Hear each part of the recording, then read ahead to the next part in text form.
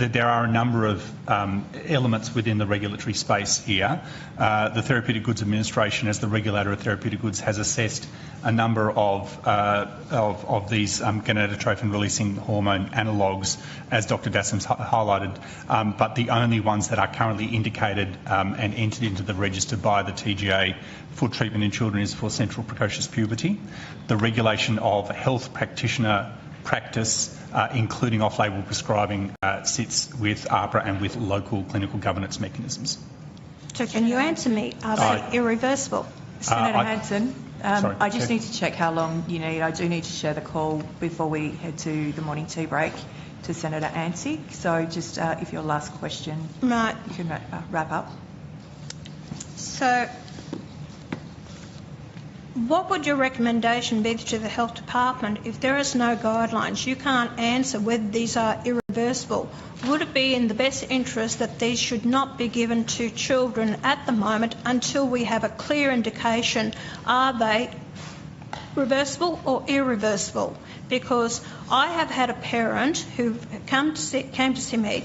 Their child went through this, thought they were in the wrong body as a female, then took hormone treatment, are now locked in the room 3 months at a time, will not come out, lost their hair on their head, growing a beard and has hair on the chest, hate the way they look. And I'm sorry they made the decision to take this. So what I'm asking, is it in the best interest for this, for the people of Australia and the children out there to put a block on these hormone treatments until you can give a clear indication of are they irreversible before destroying any further children's lives? Do you think it's common sense? We just get a response from Mr. Connolly. I'm not sure we can add anything more. The procedures that, to the extent they exist, and Ms. Devlin commented that it's a relatively small number, notwithstanding the importance of it, that they are occurring under clinical guidelines. They're just not national guidelines at the moment. The NHMRC is being tasked to do a review to see what the appropriate national guidelines are. Professor Wessling hasn't completed that review yet and wants to draw on the best experts, and so I don't think we can comment more than we can at the moment about that process. So it's only very few. So I call on every parent out there, if you're going through this, Senator please Hanson, write to the Department of Health and tell them your concerns. To the next question from Senator Ansik.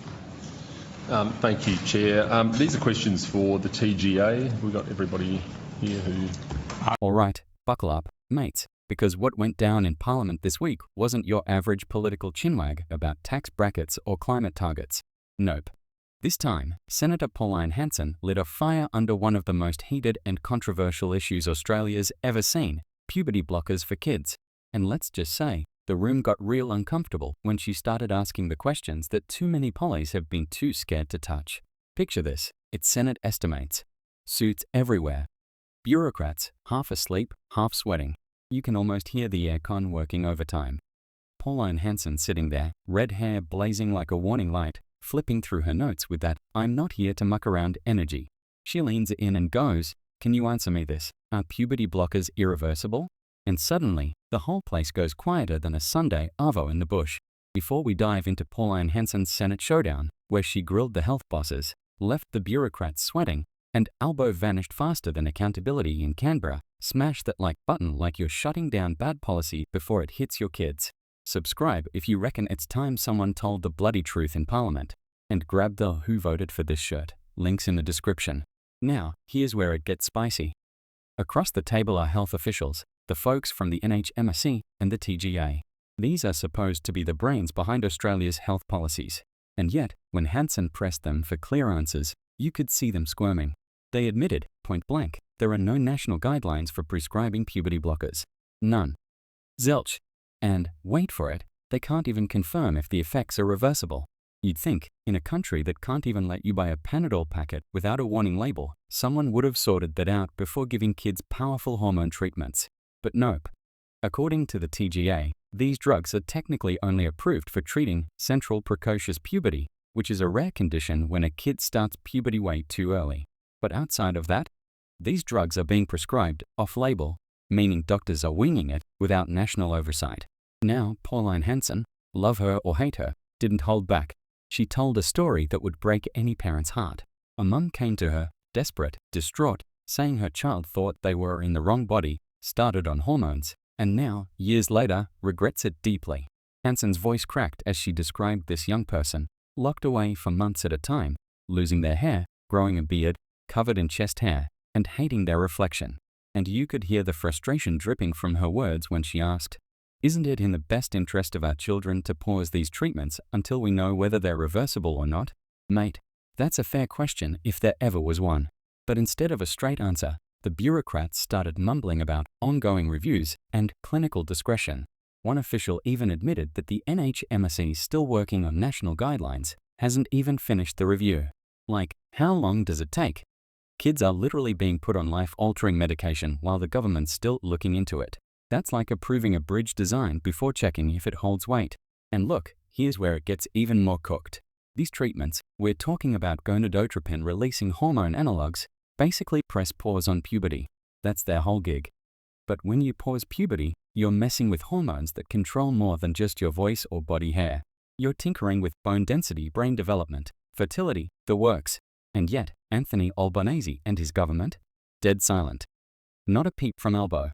You'd think the Prime Minister, the same bloke who claims to care about Australia's children and their future, might step in and say, "Hang on, maybe we should make sure this stuff's safe first." But nah.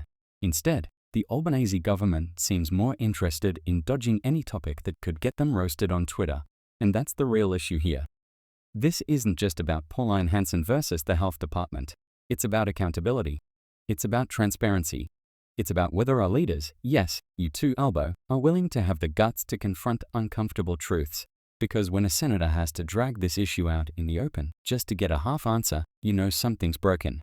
Hansen wasn't waving signs or shouting slogans. She was doing her job. She was asking the same thing any parent would ask. Is this safe?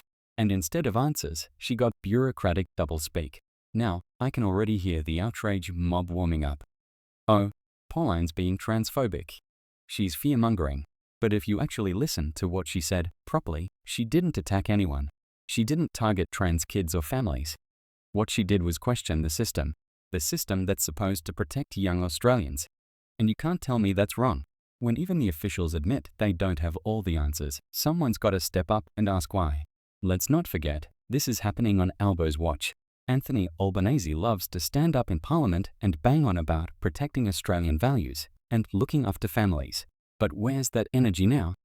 Because while he's busy hosting press conferences about climate targets and photo ops with foreign leaders, Aussie parents are sitting at kitchen tables wondering if their kids are being experimented on. And no, that's not an exaggeration. That's literally what's happening. The officials admitted the treatments are being used off-label. That's bureaucrat speak for not officially approved for that purpose. In any other context, that'd be a national scandal. Imagine if the government said, "We don't have national rules for how we give chemo to kids, but don't worry, individual doctors are figuring it out." The outrage would be nuclear.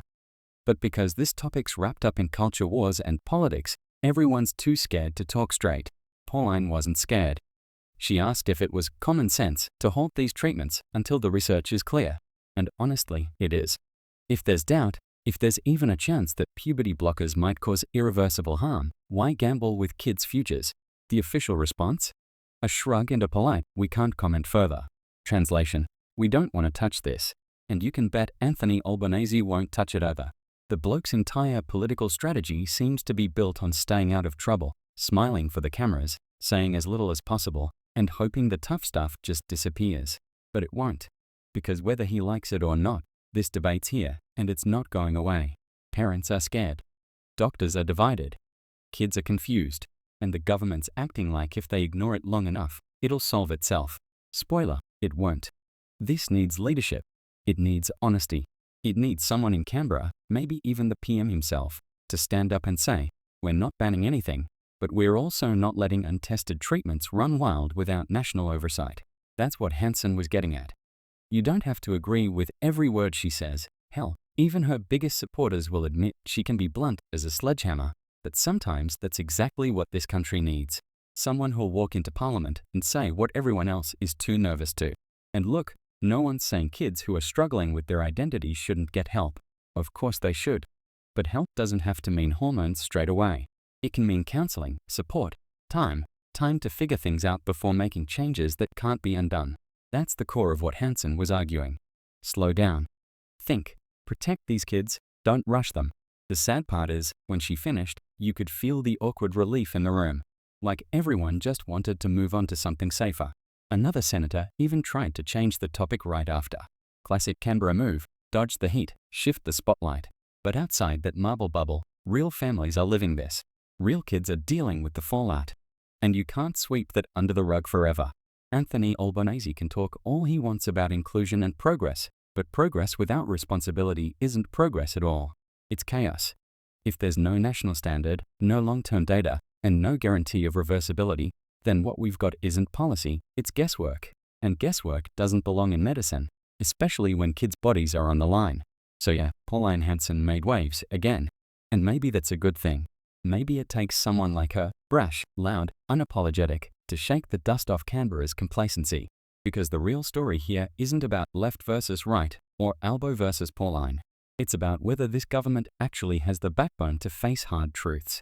Because right now, it looks like the only person asking the questions is the one everyone loves to hate. And that says a lot about where we're at as a country. So, to Anthony Albanese, mate, if you're listening, maybe it's time to put down the press releases and pay attention.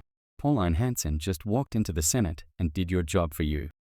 She demanded accountability. She spoke for worried parents.